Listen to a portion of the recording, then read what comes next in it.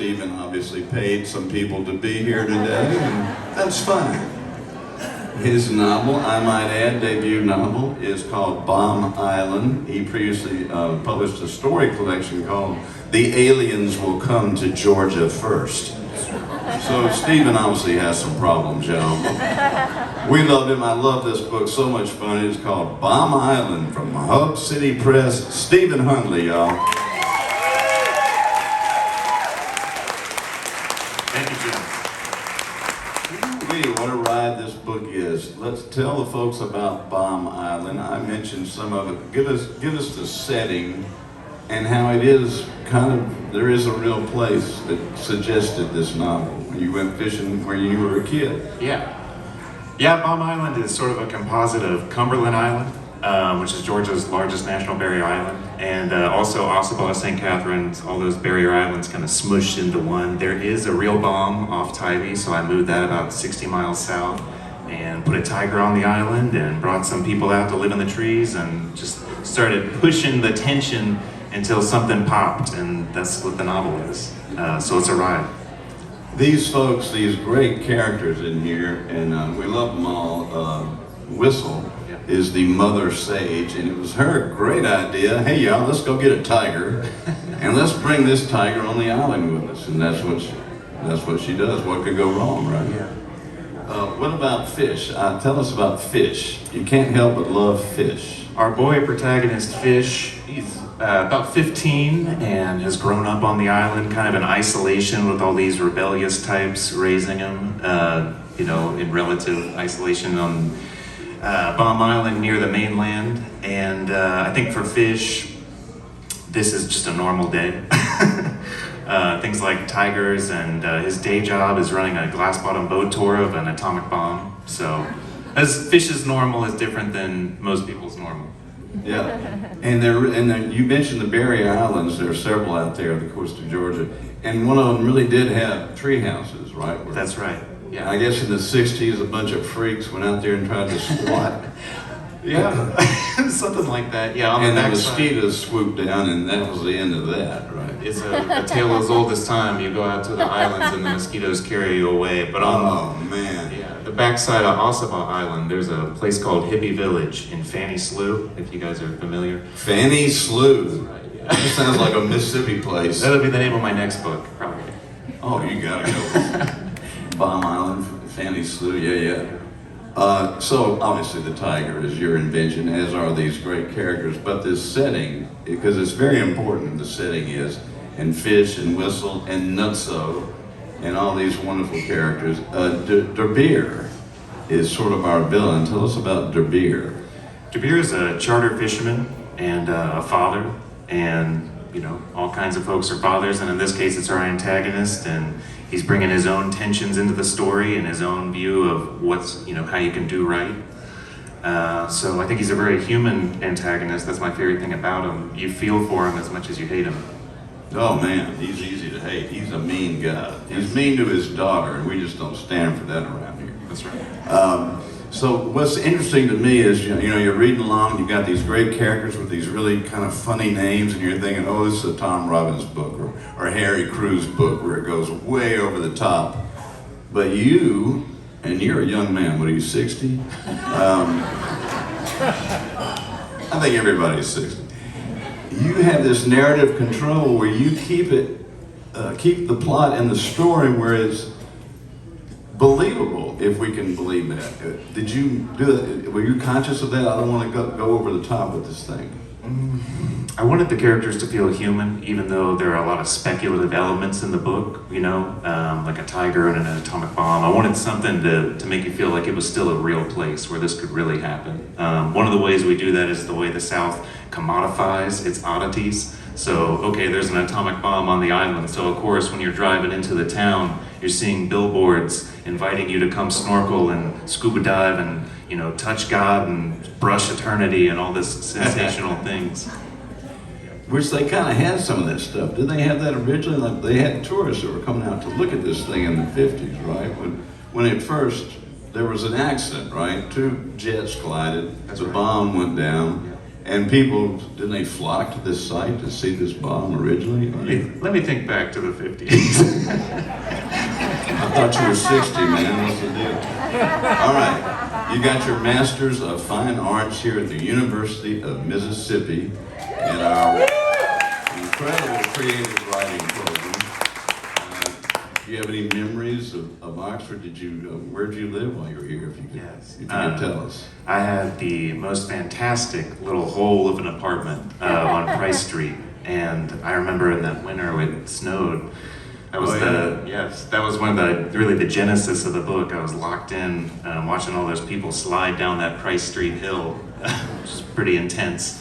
But the book was drafted, 500 yards from where we're standing now, so it is a really wonderful, emotional, kind of full circle moment to be here and bring it to you now. You mean you didn't grab a garbage top and slide down Price Street while you were here? I did. You did, didn't you? Yeah. And then Gets Up Writes Bomb Island. Who were some of your instructors while you were in that program? I bet you had some really wonderful teachers. I really did. I had Tom Franklin, who's here. Finley, of course. Oh, man. Chris Offit, who blurbed the book very kindly. Great guy. Poet Melissa Ginsberg, also a fantastic poet. Yes. We love them all. Well, and you were telling me you're already started on the next one. Is it a novel as well? It is a novel. It's a novel. It's a kind of realm-spanning romance. Right now, the working title is The Lay of Linda, and I think it's got some real teeth on it. I'm very excited about it. The Lay of Linda? The Lay of Linda. Okay, Stephen. That sounds great. Well, man, if it's anything like this one, I did want to mention where I have you read it just a little bit from it, but there's sort of this new idea going around. Charles Frazier, who wrote Cold Mountain, and then we had Ron Rash was on, and he wrote a novel, it was in the 200-page zone, and their thing is the novel should feel sweeping and like a saga and like an epic, and it's 200 pages. And this book clocks in about 200. So are you aware of that kind of thing, of really trying to pack and compress? So it just packs more of a punch that way.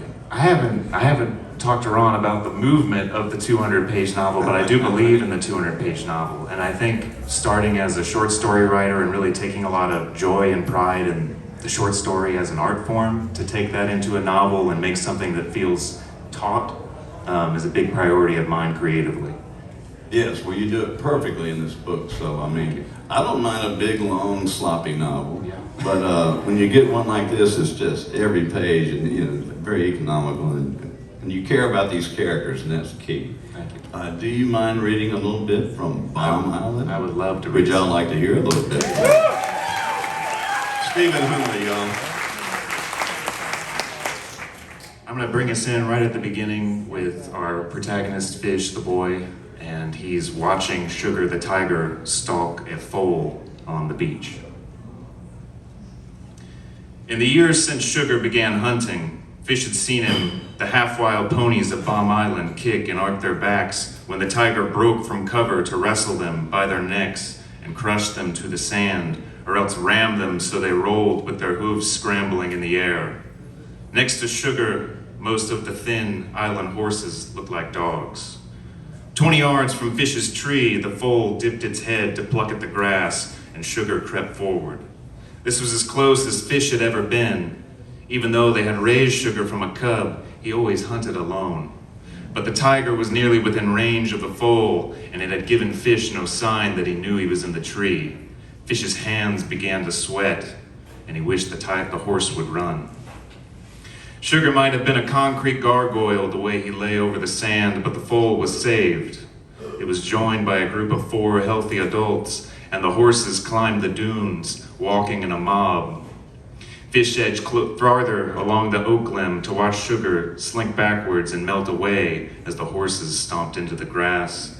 The tiger moved through the bramble at the forest's edge in silence, pouring his large body under limbs and into cover. When he passed beneath the branch where Fish lay, the boy saw the white-black pattern of his fur flash beneath the green saw palms. The purple needle points on the plant's leaf tips barely rustled. They only swiveled around in small circles. Soon Sugar had crossed back into the dunes, but now he was upwind of the horses and at their flank. Fish could see the tiger's face, eyes wide and body still. He was sorry for taking the binoculars from the side of his brother's bed, but he was glad he had them now. Having lived first in a dank garage and then on the island, Sugar was a self-taught killer. The tiger must have thought he invented hunting when he approached again, creeping beneath the tide line and peeking at the horses over the lip of sand. Then he spooked a bird that, launching from the sticks it had been hunkered in, brought all the horses wheeling round. Sugar was caught with the sea at his back. The tiger rushed the horses, snarling, but a dishwater stallion kicked him to the ground. He rolled once over the sand, then leapt back into the low surf. The water reached his chin. Small waves slapped at his body and drenched his fur so that he looked small, just a knot of muscle. The dishwater stallion stood with 3 brown mares between Sugar and dry land. They pushed the tiger deeper into the water and tried to flatten his head beneath their hooves. Fish dropped from his tree and sprinted over the dunes. He shouted at the horses, "Hey, yah, get away!" But they didn't turn. He snapped branches from a dead white tree that was half buried in the sand and hurled them at the horses, then chunks of bark, then broken pieces of seashells, getting closer to the standoff until, in desperation, he tore the steel binoculars off his neck and slung them into the ribs of a brown mare. The horse turned to snap at Fish's arm, and Sugar slashed it across the neck, then escaped to the shore. Fish ran into the dunes while behind him the mare cried and fled, and the rest of the horses broke and ran down the beach without her. Sugar's hips came to points with his wet fur pressed to his body. There was blood on the tiger's face. It welled out of a cut over his brow. "Hey, Sugar," Fish said. He kept his face to the tiger. He backed away slowly, shuffling towards the trees. Sugar watched the horses run. He huffed and gagged salt water. "Hey, Sugar, easy." This was the closest Fish had ever seen the tiger come to death, the first time he had seen it in real danger. When he charged the horses, Fish felt kindred to Sugar. Now, with the tiger shaking the water from his shoulders and leering at the distant horses, twitching his tail in frustration, Fish felt alone. He felt he should not be here. "Easy, Sugar." The tiger walked to the boy. Fish reached his hand, and Sugar slid beneath it. White hair clung to his fingers. "Easy." Sugar pressed his head against Fish, and the boy stumbled. He bumped him again and swatted his legs. Even play swats with the tiger's claws tucked into its paws would leave bruises. Sugar moved Fish like a toy. He wrapped his paws around the boy's leg and pulled him down. "Sugar, stop!" Fish punched the tiger beneath his ear as hard as he could, but it didn't budge. He pulled at his leg, but Sugar had hold of him. He was alone on the beach. His family was a mile away at camp. Fear got into Fish. He jerked his knee and screamed at the tiger. Sugar dragged him across the sand. When he felt the tiger's claws tear across his calf, Fish cried out and dug his fingers into the Sugar's face.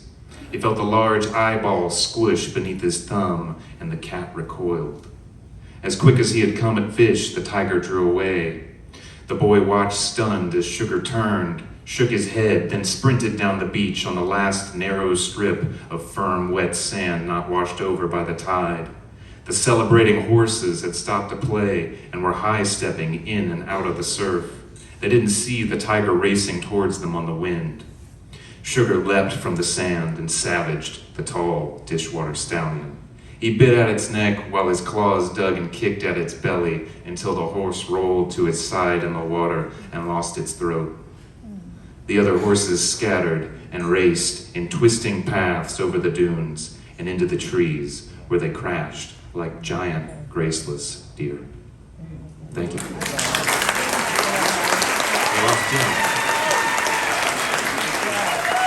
Stephen Hundley, y'all. Bomb Island from Hub City Press. Stephen will join us at the Square Books table after the show, and I hope sells every one of those copies, because I hope you all get one. It is a fun read. Perfect warm weather stuff.